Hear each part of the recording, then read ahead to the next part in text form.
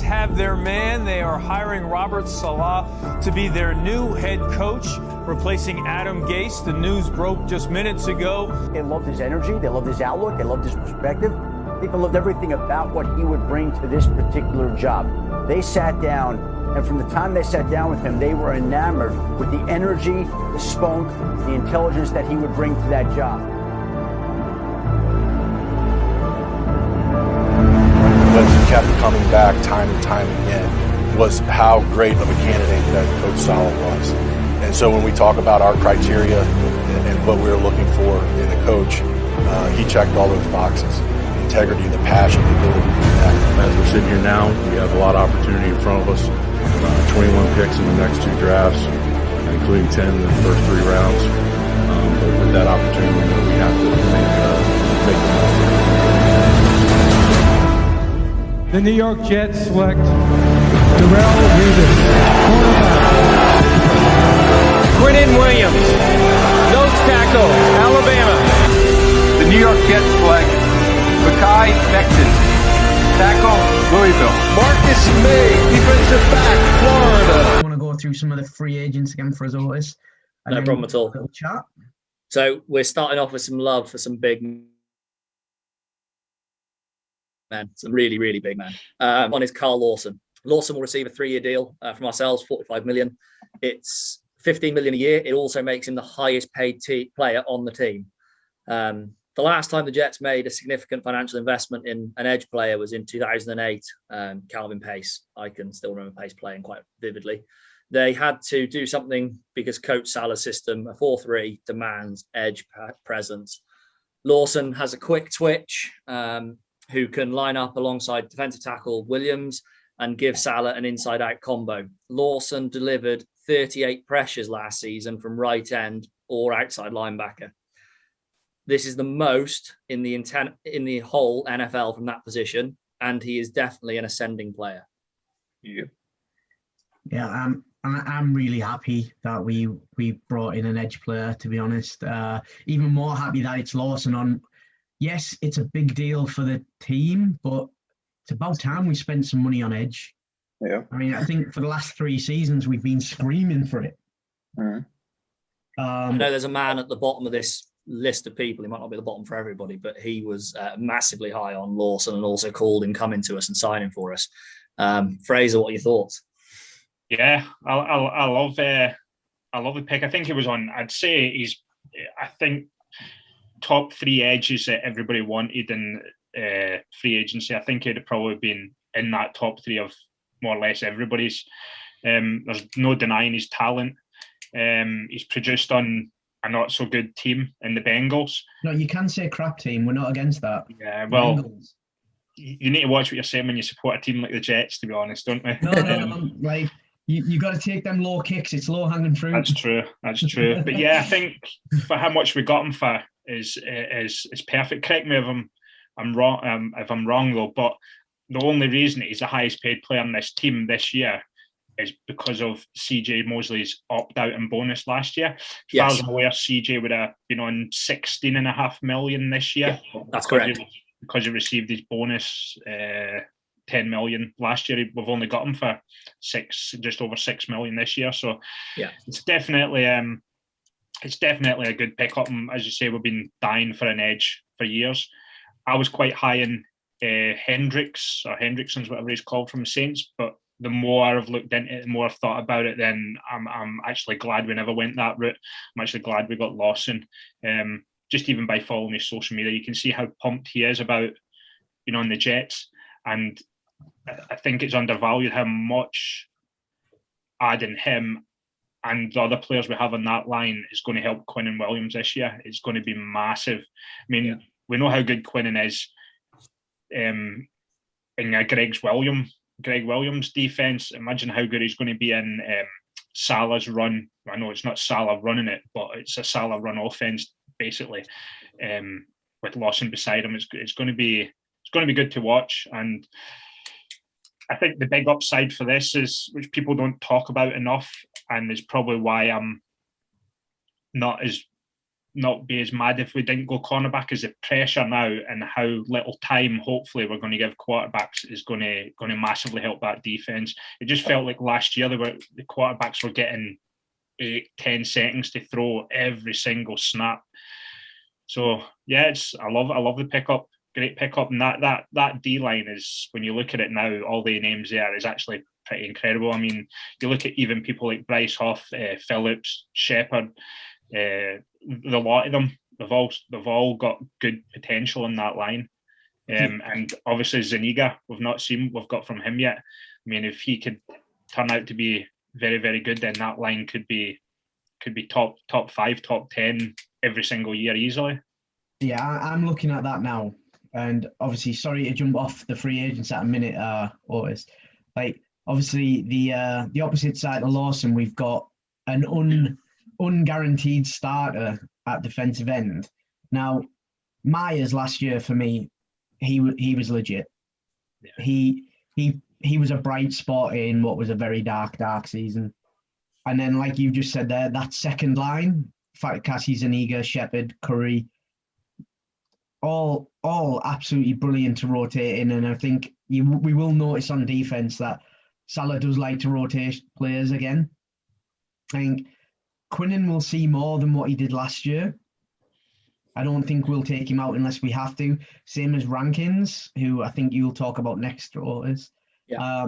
Just looking now. That signing. So what have we got on Rankins, Otis? What were you going to say, Kay? And was that about Lawson? About all of them. Our whole line in QB hits last year is 69 quarterback hits, just the front four. And sack-wise, let me have a look. 8, 5, 9, 14, 17 sacks. Yeah, it's not enough, is it? Mm-hmm. No. I mean, Right. like them players as they are. Those guys there collectively got 17 sacks last year. And when you look at it, Lawson wasn't on a great team. Mm-hmm. Quinnen was struggling at times because we had nothing.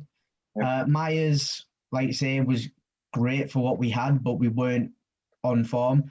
And Rankins, I mean, when you look at it, the team that he came from, he had Hendrickson, he had... You'll have some interesting news on Rankins in a minute. He had a lot of... That Saints defensive line and the edge and the linebackers. I mean, that Saints defense, when you think back, it was pretty good last year. Yeah. I've let them all go this year, but God. you'll have some interesting stats on Rankins, and that'll put some of the other guys on the Saints defense in perspective for you as well. So Sheldon Rankins, defensive tackle, signed 2 years worth up to 17 million. The Jets already had one good interior lineman tandem with Williams and Fatukasi, but there's one thing you know about Robert Saleh's defense, and that is that it all starts with the front four. The defensive line has to be deep for the system to work. Rankins, the 12th overall pick in 2016, will project as the new starter alongside Quinnen Williams.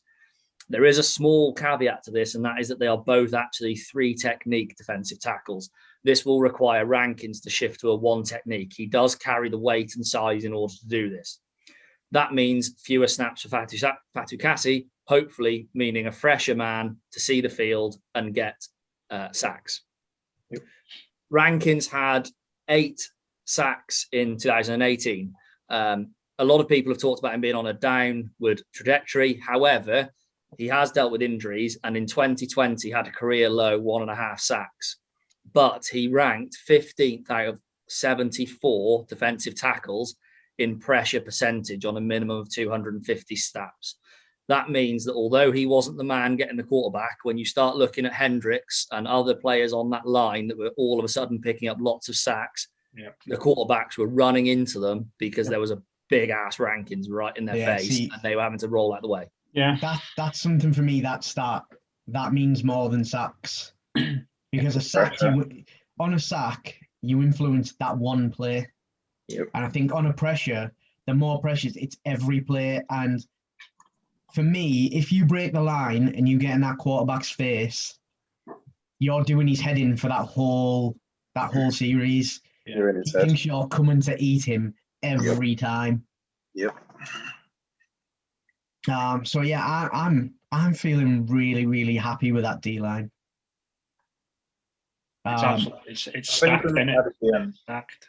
I think if we have what we think we have in Myers or Zuniga, even Huff, I thought he was great last year. I feel bad because I haven't mentioned him now, but I think if they deliver, we're going to get a set starter there. We've got great depth. That is a D-line that we can really build along. Yeah. So, interestingly, we're still talking D-line. The next guy I've put in to be discussed or to sort of introduce is Vinny Curry. We signed the former Eagles pass rusher to a 1-year, £1.3 million contract, essentially peanuts. The Jets are paying a lot of attention to defensive line, as we've already discussed. The ideal role for Curry now is that of a situational pass rusher. It's perfect. In nickel packages, you could easily see Franklin Myers drop out and Curry come in, or you could see a rest for Lawson and Curry come in. Curry will be 33 on the opening day and makes him the oldest player on the New York Jets roster. In 2020, he registered 19 pressures in just 148 rushes. That meant a 12.8% rush rate. That's actually better than Lawson's 12.5. So being able to rotate those two and keep both of them fresh, there should always be constant edge pressure from one of those guys. Yeah, we've got good depth. Yeah.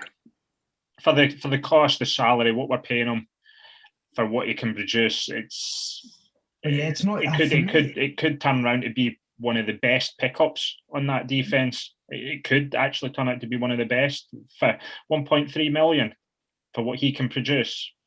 And absolutely, I think as well that presence. I mean, 33-year-old still in the league, still delivering. I mean, we're all looking at him going, this guy's still going to knock people's heads off. Yeah. Like you don't get many defensive ends that at 33 you're going, he's going to kill somebody. Yep. Again, it's his veteran presence as well, though. What he's going to bring to the locker room, his leadership, how he's going to teach likes of Lawson, even Quinn Williams. The things that he's going to bring is going to be unbelievable for the defense. So I think it was needed as well when you look at the rest of the defense, and most of them have just came out of nappies. Yeah. So the rest of the defensive line are all under 28, to give you an idea. So you're talking guys that essentially are still either on their rookie contract or their first contract. You know, these guys are young professionals. It will help to have someone like Curry in. Just before we move off defensive line, I would like to talk about the fact that I didn't put a guaranteed starter in at left defensive end. There's a very, very good reason for that. I believe John Franklin Myers can be a starting defensive end. However, I think he's going to play the run slightly better than he plays the pass. I think Zuniga has the size and the speed to play the pass, but not quite so much play the run. So that lets them two rotate out. The reason I put Huff third is because at the moment, Huff's a bit of a wild card for me. I loved what he did last year from outside linebacker, but he lacks ideal size to be a defensive end. He isn't really tall enough to be considered a long defensive end, and he's not really heavy enough to be considered a powerful defensive end. So he's going to have to do something this offseason to try and fight for that spot. Now, Zuniga is already, I think, about 50 pounds heavier than him. Myers is more like 70 pounds heavier than him. So like Huff is in a really tough situation, not through any fault of his own, because he produced last season. It's just that transition to defensive end from outside linebacker, really. Yeah. No. I mean, if you look at the second line of defensive tackles and ends, that's still a good front four. The rotation that we've got is mad. Like really you look at the players there that you've got starting, and if you look at that second line and one of them players starting gets injured, you're more than happy with the guy that's slotting in there. Whereas last seasons before, we'd be like, oh my God, like we've not got a defensive end as it is, and then you're slotting in a guy that you probably never heard of before. So it's encouraging to see. Yeah, I agree.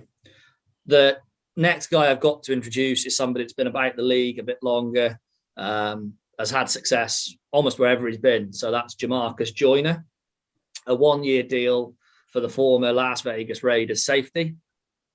It means Joyner, who will be 30, provides flexibility and depth at safety. And yes, I do mean safety. After playing slot corner last year in Las Vegas, he will return to playing his natural position of safety.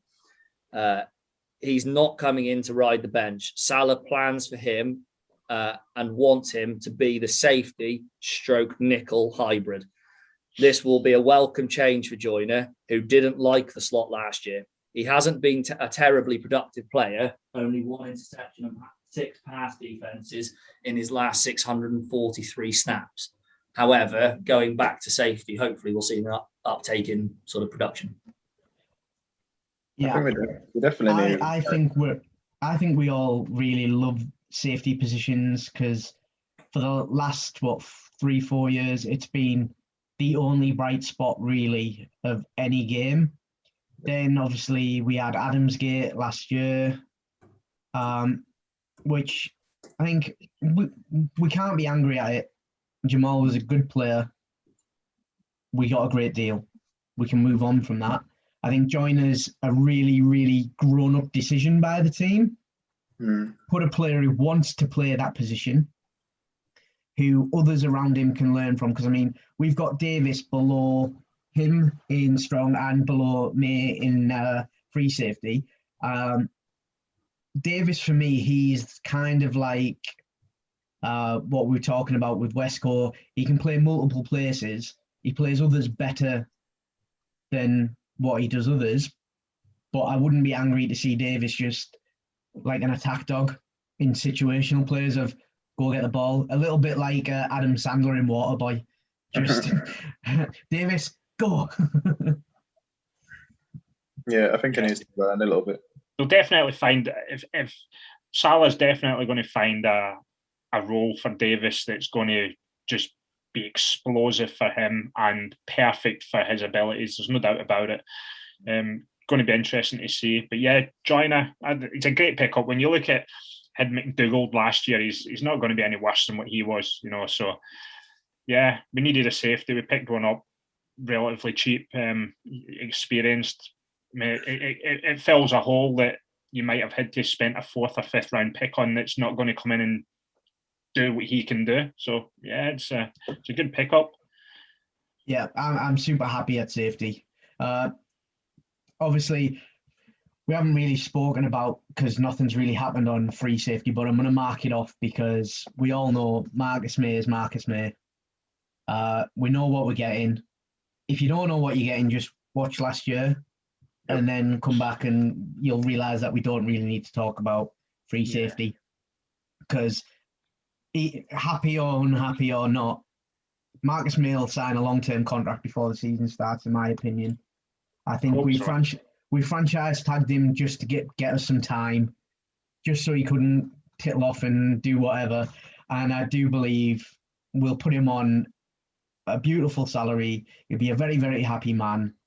I think he's shown his passion even with his Twitter post with the hand in face when we traded Sam. When you think about it, they've been together a while. They're friends. Yeah. I think we'd all be in the same situation. We're at work and then we find out one of our workmates is getting sent somewhere else out. I'm going to say out of the blue because really we've been talking about trading Sam for months. We didn't think it was going to happen that day, but it happened. So yeah, I think Marcus May is a dead set. I think I'm really happy with it. I think we're all happy with it. I think what Marcus May will have to realise that for someone who's just about to go and get his second contract, well, his first one after his rookie contract, is a bit older than most. Yeah. I think what is he 28 or 29, I think. Now, yeah. So he's a bit older, I think, than what most are. But next year, we're all expecting this cap space to go up an extra 20 million. Jets are in a good position even without that cap space going up that much. So I think he needs to realise that he can be a leader and a captain on this defence, get paid well, and be in a place that will fit perfectly for him.